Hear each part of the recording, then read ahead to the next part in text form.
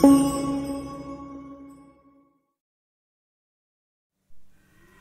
morning all of you.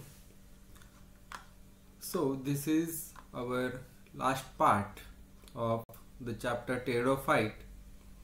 In this part we will learn about the fertilization and alternation of generation of Nephrolepis.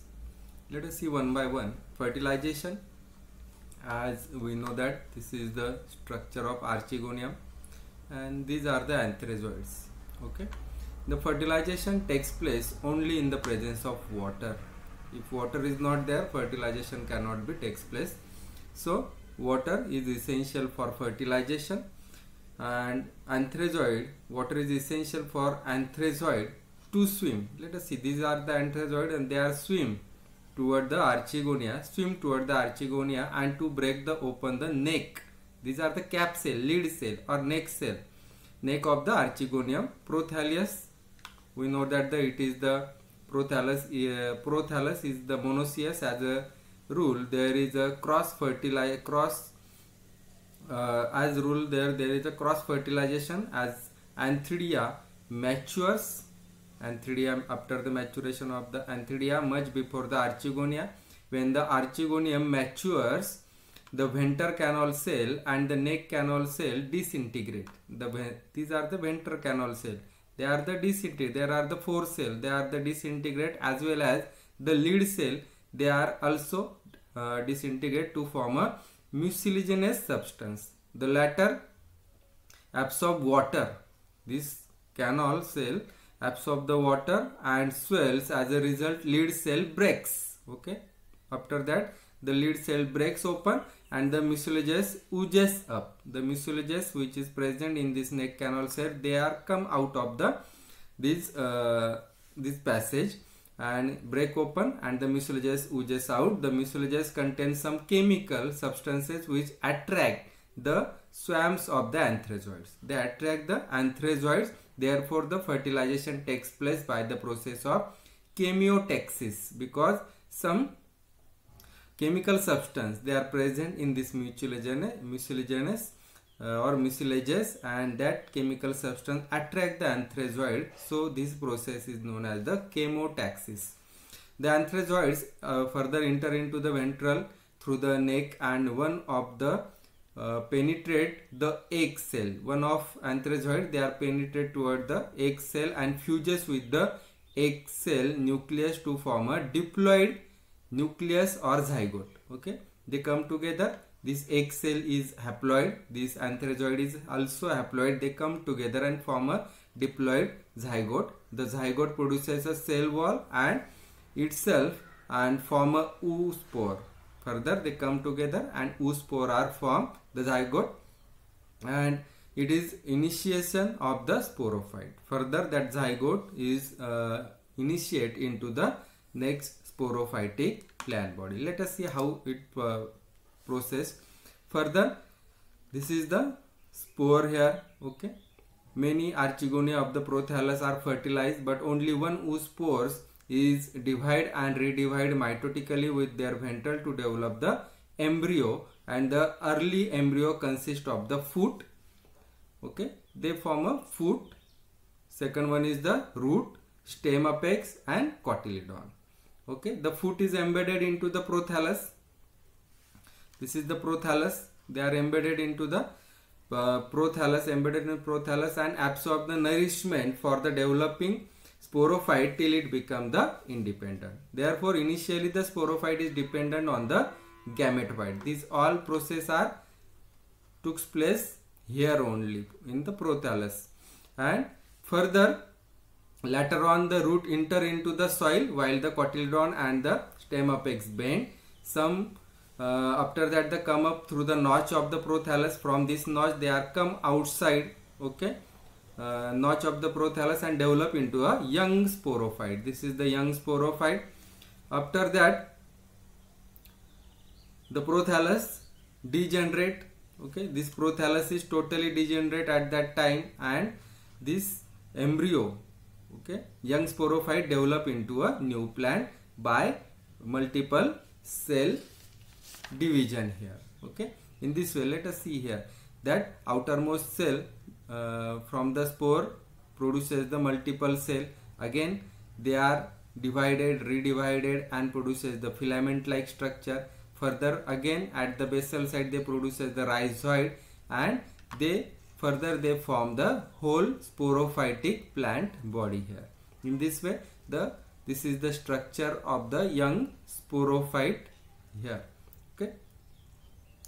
Further let us see. Further this prothallus at the basal side they produces the root like structure, and at the upward direction they produces the young sporophytic plant body. This is the prothallus. Again structure of the prothallus. This is the foot, this is the root, this is the stem apex. From this the new stem can be arises. These are the cotyledon. Okay. In this way this is the final structure of the sporophyte, and that arises into the soil, and from that the new frond of the fern can be developed here. This is about the development of the young sporophyte. Next point is the alternation of generation. This is the last part of our chapter, alternation of generation. The life cycle of Nephrolepis shows two distinct alternation of generation, in which sporophytic generation is the dominant phase and gametophytic generation is reduced. They alternate one after the another in life cycle of Nephrolepis plant. So it is known as the alternation of generation. Let us see. This is actually the alternation of generation. One generation. Let us see this line. Okay. Above this line, these are the sporophytic generation, and below that it is the gametophytic generation here. From the sporophyte, it is the asexual generation and it is diploid. Okay, these are the sporophytic plant body, and this sporophytic plant, this is the diploid structure, and dominant state it is differentiated into the root, stem, and leaves. Okay, therefore it is the physiologically independent. They produces their own food material. At maturity, some of the leaflet or pinna develop into the sporophyll. They produces the spore, and that leaf is known as the sporophyll. Further, the sporophyll produces the group of sporangia. Let us see. This is the sorus, and on the sorus the sporangium is produced here. This sporangia develop into the sporophyll. Sporophyll produces the group of sporangia, and that group of sporangia is known as the sori or sorus. Further, on the lower surface of the pinnae, and each sporangium consists of the 16 diploid spore mother cell in them. We know that there are the 16 spore mother cell in them, and they are the diploid structure, diploid spore mother cell, which undergo the reduction division, that is nothing but the meiosis, and develop into the 64 haploid spore. Okay, let us see. These are the spore. With the help of meiosis they produces the haploid spore here, develop into the 64 haploid spore. The formation of spore is the indication of the beginning of the gametophyte. Okay, this is the, see this line, and from this the gametophytic generation is arises. Spores are disappear in the dry climatic condition, and when spore fall on suitable surface, it germinate and give rise to the gametophytic prothallus. Okay, the gametophyte of the fern is the prothallus, that is called as the prothallus. It is independent one. It produces its own food material, and the gametophyte is the sexual generation, which is the haploid, as it produces from the spore. Prothallus, this prothallial structure, this is the green structure, and green and monoecious. At maturity it produces the both Antheridia and Archegonia. From this, let us see here, this is the Antheridia and this is the Archegonia shown here. And female gamete after the Antheridia and Archegonia, which develop into the male gamete called as the anthrazoid, and female gamete that is called as the egg cell. The fertilization takes place in presence of water by process of the chemotaxis. The gamete after that the fuse to form a diploid structure, that is the zygote. Okay, they come together, egg cell and the anthrazoids, they come together. Fertilization can be takes place, and oospore or zygote can be developed here. That zygote is diploid structure. oospore is the beginning of the sporophyte. Let us see, from here the sporophytic plant body can be generated. After the period of rest, it germinate within the venter to develop into the embryo, and which further develop into a young sporophytic plant. Okay, the prothallus gradually degenerates and the young sporophyte develop into the independent fern plant here, like this. And in this way the sporophytic generation alternate with the gametophytic generation, and this is called as a alternation of generation. This is the sporophytic, this is the gametophytic. First sporophytic, then gametophytic, and again sporophytic. This so this is known as the alternation of generation. The life cycle of Nephrolepis can be schematically represented in this way. Let us see, this is the graphical representation of alternation of generation. Let us see here, Nephrolepis plant, diploid plant. It produces the sporophyll on the pinna.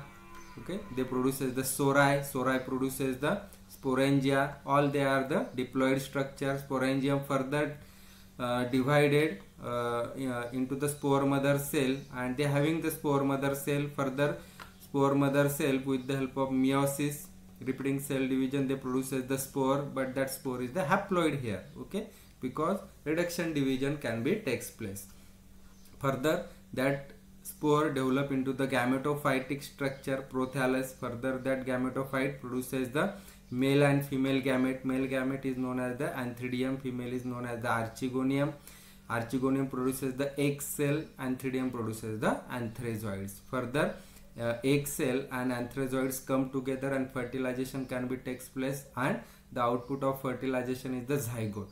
Okay, from this zygote the new embryo is developed, and further from that embryo the young sporophyte and from that young sporophyte the Nephrolepis plant is produced. In this way, this is the sporophytic generation, this is the gametophytic generation. Sporophytic generation alter the gametophytic generation, and again sporophytic generation. So this is known as the alternation of generation of Nephrolepis. I hope you are understand this. Thank you very much.